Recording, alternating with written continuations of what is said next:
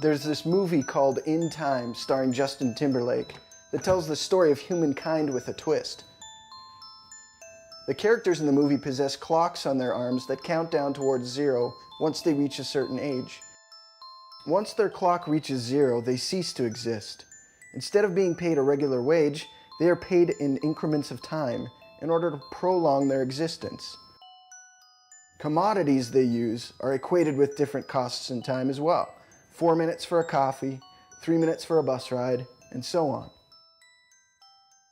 Life here on Earth follows the same basic idea. Sure, you and I don't possess a physical countdown clock on our arms, but we do have this sense that our lives aren't going to last forever, and usually a desire to invest whatever time we have been given wisely. Conversation is a huge part of life. How are we creating space where we can invest what we've been given? Here are 3 ideas that I am discovering about creating conversation that matters. Each of us has a story to tell. Every single life has a meaning and a purpose.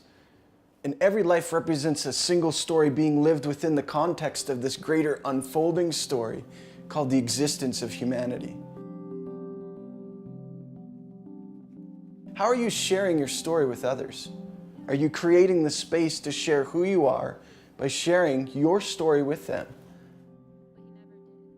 Our world trades in relational currency. My story matters.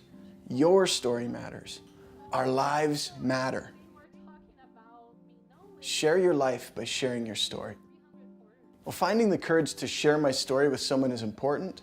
It's of equal value that we create the space for them to be heard and to listen to what they have to say as well. My youngest son, Declan, reminds me of this all the time.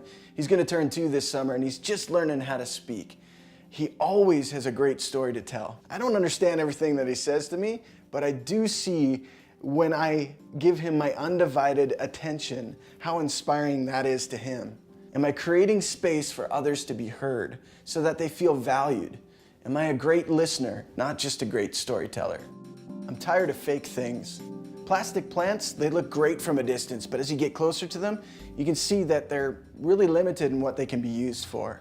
Same principle applies to us as human beings. Those people that don't represent who they are in their interaction with other people will find themselves becoming increasingly lonely. We humans are designed for authenticity.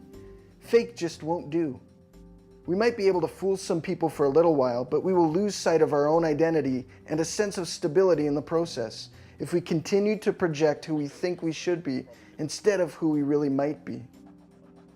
All you were ever meant to be is you, just the way you are, an intentionally flawed masterpiece. Find the courage to be real, because fake just won't do. Conversation that is real, rooted in story, and creates the space to be heard is what matters. How are you creating connections with the time that you've been given?